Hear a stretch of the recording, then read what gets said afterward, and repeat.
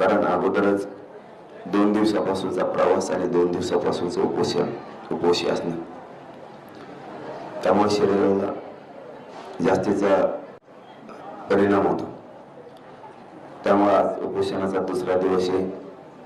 सरकारला आमचं सांगणं आहे, मागण्याची अंमलबजावणी तात्काळ करा. गोरगरीब मराठ्यांना सन्मान द्या, त्यांचा अपमान करू नका. आम्ही तुमचे काही मंत्री म्हणते आम्ही एकाचं काढून एकाला देऊ शकत नाहीत. आम्ही त्यांचं काढून आम्हाला द्या म्हणत नाहीत. तुम्ही गैरसमज पसरू नका. महाराष्ट्रात आमचं आहे ते आम्हाला द्या म्हणतोय. त्यांचं काढून घेणं म्हणजे काय? ओबीसीला उदाहरणार्थ 32% आरक्षण आहे, त्यांच्यातलं 20% आम्ही काढून घेणं, मग त्याला काढून घेणं म्हणते. तर त्यांना 10%च ठेवणं, याला काढून घेणं म्हणते. मंत्री संभ्रम निर्माण करते. आम्ही 32% ओबीसी आरक्षणातलं 20% मराठ्याला काढून द्या ओबीसीचं असं म्हणत नाही. 10%च ओबीसी आरक्षण 32%तलं ओबीसीला ठेवा असं आम्ही म्हणत नाही. आम्ही म्हणतोय आमच्या ज्या नोंदी आहेत त्या ओबीसी आरक्षणात ठेवा. आम्ही ओबीसीतच आहेत.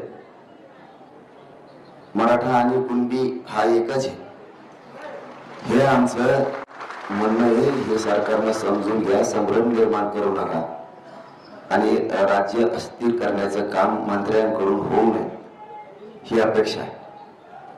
तुमचा दुसरा प्रश्न होता की पोरांच्या बाबतीतचा.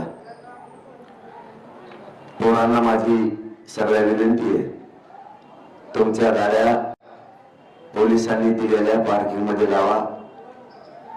पोलिसांना कोण बोलतोय कशाला?